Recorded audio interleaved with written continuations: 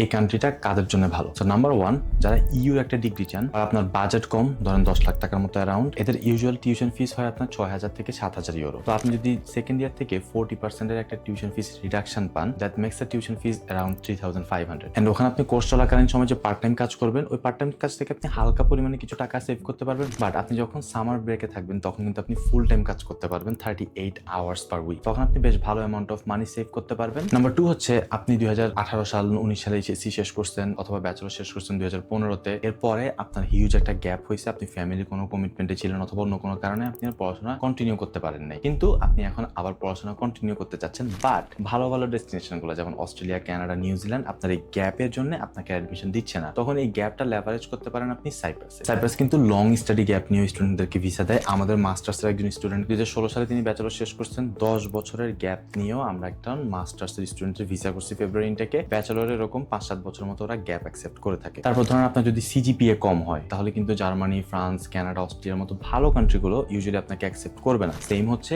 Visa rejection. আপনার যদি Canada থেকে ভিসা রিজেক্ট থাকে অথবা অস্ট্রেলিয়া থেকে ভিসা রিজেক্ট থাকে, আপনার যদি দুইটা ভিসা রিজেক্ট হয়ে যায় অলরেডি, তাহলে কিন্তু অন্যান্য ফেমাস স্টাডি অ্যাব্রোডের ডেস্টিনেশন গুলো আপনাকে তাদের সেফ প্যারামিটারের মধ্যে রাখবে না। সো এই সিজিপিএ এবং ভিসা রিজেকশনের কালো অধ্যায় ছেড়ে যদি আপনারা একটা ফ্রেশ স্টার্ট শুরু করতে চান, that opportunity will be provided to you by Cyprus. কারণ সাইপ্রাসে আপনার সিজিপিএ 2.5 থাকলে আপনি অ্যাপ্লিকেশন করতে পারতেছেন। আপনার 100টা ভিসা রিজেক্ট থাকলেও কোনো ঝামেলা নেই, ওরা স্টিল আপনাকে ভিসা দিবে। তারপরে তখন আপনি যদি ব্যাচেলরটা সাইপ্রাসে শেষ করে মাস্টার্সে অন্য একটা ভালো কান্ট্রিতে যেতে চান অথবা ব্যাচেলরের 1 ইয়ার অথবা 60 ক্রেডিটস কমপ্লিট করে আপনি ক্রেডিট ট্রান্সফার করতে চান, সেক্ষেত্রেও কিন্তু সাইপ্রাস থেকে আপনি এটা করতে পারবেন। সাইপ্রাস আপনাকে অপরচুনিটিস গুলো প্রোভাইড করা হবে। সো স্টেপ বাই স্টেপ যদি আপনি যেতে চান প্রবলেমগুলো সলভ করে এবং একটা ইউরোপিয়ান গেটওয়ে চান, তাহলে ডেফিনেটলি সাইপ্রাস আপনার জন্য একটা ভালো ডেস্টিনেশন।